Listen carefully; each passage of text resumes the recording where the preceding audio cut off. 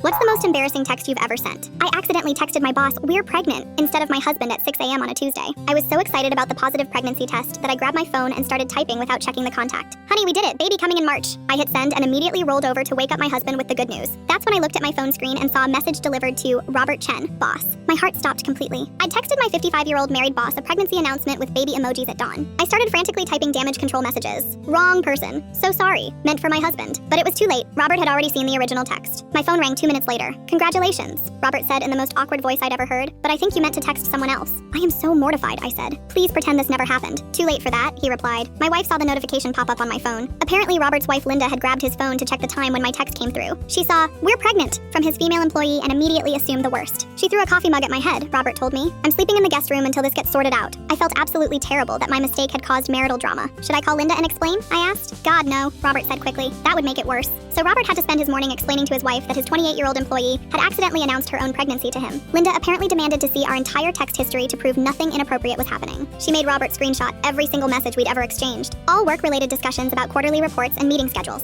The most personal thing we'd ever texted was happy birthday last year. By 9 a.m., the whole office knew about my texting disaster. Robert had told HR about the situation to cover himself legally. HR told the other managers to explain why Robert looked like he hadn't slept. Soon everyone was coming by my desk asking about the pregnancy text incident. "Did you really tell Mr. Chen you were having his baby?" asked Sarah from accounting. "It was an accident," I kept repeating to everyone who asked. Robert started making jokes about it during staff meetings. "Before we begin, please double check who you're texting," he'd announce while looking directly at me. He bought me a coffee mug that said, "Check your contacts" for Christmas. Linda eventually thought the whole thing was hilarious once she realized how mortified I was. She started sending Robert fake pregnancy announcements from his other employees as a running joke. "Congratulations, the copier is expecting." She'd text him from different numbers. Robert would forward these to me with messages like, "Not again." At my baby shower, Robert gave a speech about communication in the workplace. "Always remember to verify your recipient before sharing life-changing news," he said while the whole office cracked up. Linda came to the shower and brought me a baby gift wrapped with a note. "To the woman who almost ended my marriage with a text message, congratulations on your actual pregnancy." Even now, 3 years later, Robert still brings it up during performance reviews. "Your communication skills have really improved since the great text mix-up of 2022, he'll say with a straight face. My daughter's first word was dada, but Robert likes to joke that it should have been wrong number.